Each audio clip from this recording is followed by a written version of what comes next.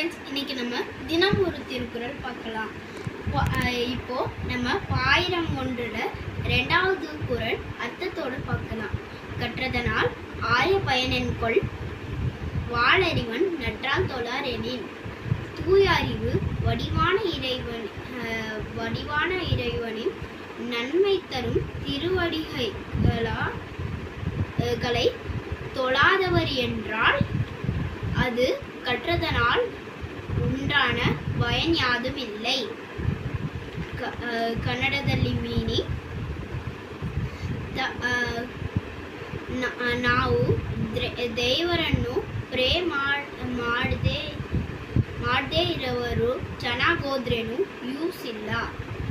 Meaning in English, if a person is well educated without praying the God is no use. இந்த video உங்களுக்கு பிடிச்சிருந்துச்சுன்னா like பண்ணுங்க, share பண்ணுங்க, subscribe பண்ணுங்க. நம்ம அடுத்த வீடியோவில் 3வது குறளோட